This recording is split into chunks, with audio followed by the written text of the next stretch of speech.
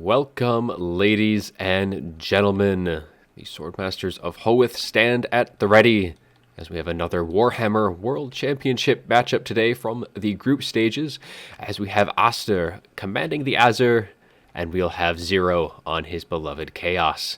So for the High Elf army, we do have Alarielle the Radiant. She's going to be rocking it up on her Eagle, and she's going to be accompanied by a Moon Dragon as well. She is going to be bringing Earthblood. We have Tempest. We have Arcane Unforging, going to be giving a little bit of ability recharge as well. Can be quite helpful against some of the spellcasters on the opponent's side.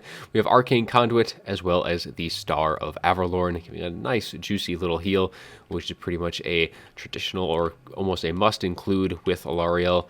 For the rest of the forces, we do have a pair of Swordmasters of Hoeth, a rather elite armor-piercing bonus versus infantry. Can be rather useful against Chaos, considering they are generally going to be bringing a little bit of armor. We have a pair of archers with the Sisters of Averlorn as well, with their magic and fire damage. And of course, they do have armor-piercing on top of that to boot. For the front line, it is going to be some Silverin Guard mixed in with some Spearmen as well, going to be holding that line against the Chaos charge. So most of the damage output is going to be from the Sisters, the Swordmasters, and that Moon Dragon. We'll see how well they are able to do against the Chaos Horde. So the Chaos Forces is going to be led by Zer0, the Everwatcher, going to be rocking it in with Plague of Rust and a final transmutation. We also do have Arcane Conduit and Stand or Die, giving melee defense and leadership in an AoE around them. For the infantry side, it is going to be Chaos Marauders mixed in with some Chaos Warriors. We also have some Chosen as well, a rather elite unit of armor-piercing infantry, and will trade exceptionally well into those Swordmasters. They'll be able to do quite a bit of damage to both sides, but the Chosen should be able to win out in that regard. Otherwise, it's going to be more Chaos Warriors, some more Chosen, and a very wide front line rush for the Chaos. And for the mobility and for a little bit of the more heavy hitters, we do have some Marauder Horsemasters as well, going to be on the flank, providing a little bit of skirmish potential. They do have a nice little bit of extra armor, which will help them sustain a bit better against the High Elf Archers, who generally trade really well into the regular Horsemen. And now we have the Dragon Ogres, the Summoners of Rage, going to be here for some real heavy hitters in case there's going to be any High Elf cavalry, and even against the dragons going to do quite well in that regard. And they do have Bound Chain Lightning, only one charge of that. It'll help kind of thin the ranks of the High Elf forces, but that is going to be the armies, so let's get rolling as both sides do approach one another. High Elves do have a bit of the high ground here, and Alarielle and that Moon Dragon going to be circling around that battlefield, looking for some blood. And Chaos going quite wide, as I mentioned before, so they're just going to be looking to assault the ranks of Spearmen. Not a whole lot of large units, so these Spearmen will be a little bit not as cost effective as against maybe Shagas or the like. They should still be able to do well, especially with those Swordmasters holding the line here kind of in reserve. And of course, the Sisters of Averlorn are going to have quite an amount of DPS. So if they're able to kind of get into some of the Chosen or the Summoners of Rage are probably some fairly decent targets for them. And the Moon Dragon Breath should be able to help thin the ranks as well. Zer0 is going to be pretty much having to rely on the final transmutations for any quick clearing out, as the Horsemasters is now going to be kind of spreading out on the flanks here, going to get a little bit of poking in, but those Sisters of Averlorn and the regular archers are going to do quite well at keeping them at bay. They do, even with 50 armor, the archers with just the sustained fire are going to be able to do quite well, but a nice little dodge here from the incoming fire, getting on the move, making sure they don't present themselves with too much of a stationary target.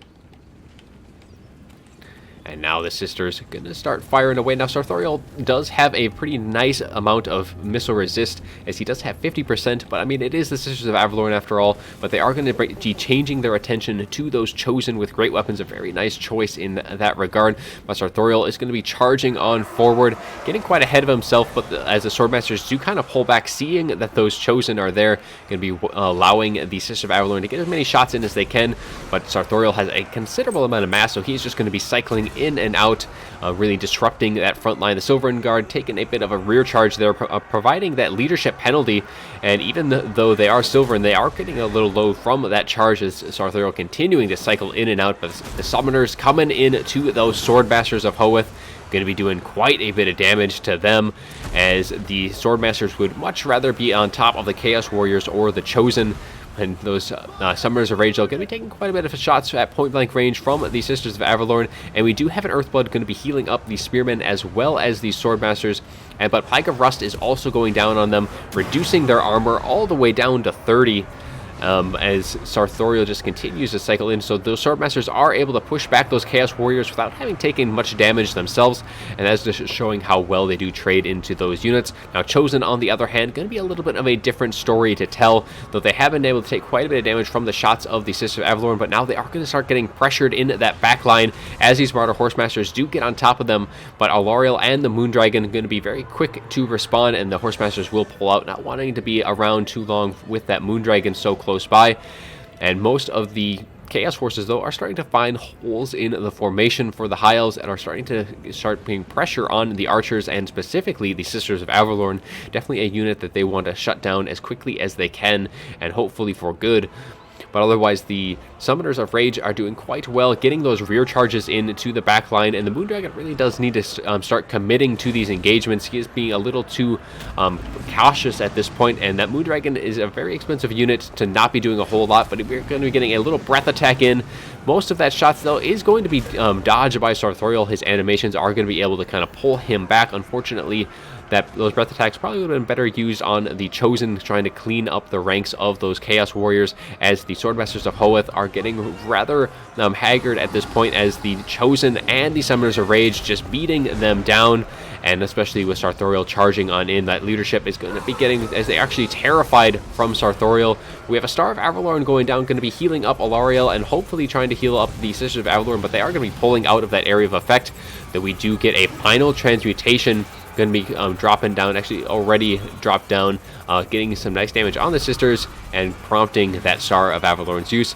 And now the Swordmasters of Hoeth are going to be trying to peel off these Chaos Warriors, free up those Sisters of Avalorn to allow them to get more and more shots in, but now the Horsemasters in the back line really kind of cleaning up those Archers, shutting them down and just kind of pushing them back, while the other Archers were able to kind of push back those Horsemasters.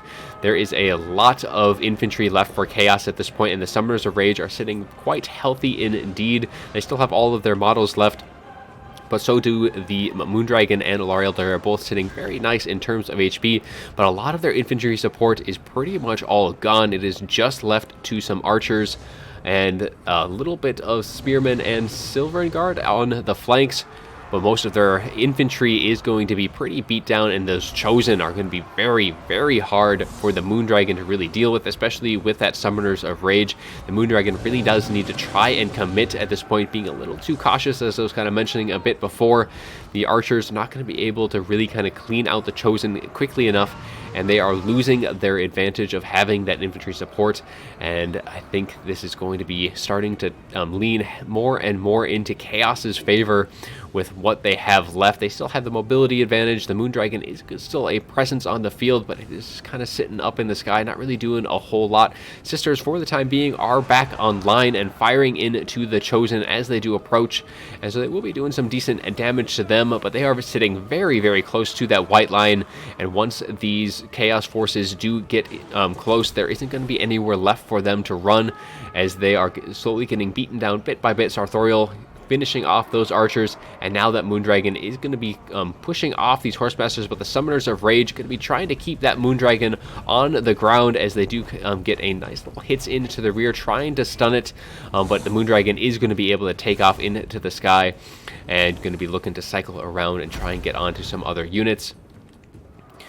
But mostly the DPS for the High Elves is going to be shut down. The Sisters of Avalorn getting pushed to the very fringes of the map. We still have a little bit of spear support coming in, so if the High Elves are able to consolidate themselves around here and then use that Moondragon to really kind of get into that engagement, they might even be able to whittle down those Summoners of Rage. Arcane Unforging does go down on it, not going to do a whole lot of damage. It is doing some, though. You can see that health bar starting to tick a little bit down, so a little bit of damage from Lariel going to be doing a little bit of help for that Moondragon, allowing it to maybe get into a more ideal situation.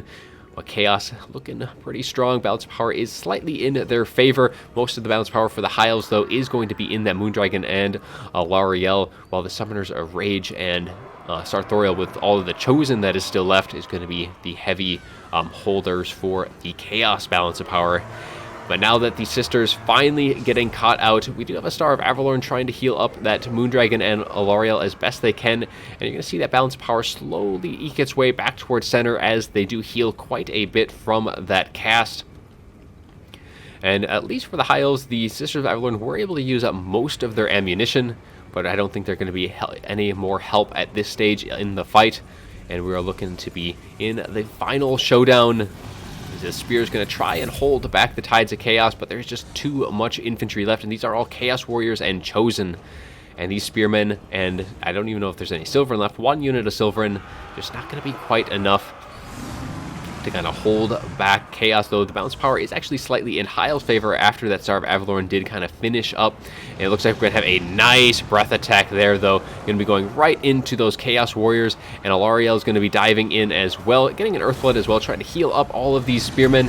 But I think it is going to be just a little bit too much as all of the Summoners of Rage dive in with Sartorial as well, and there is that overcasted final transmutation, or actually just a regular transmutation going down.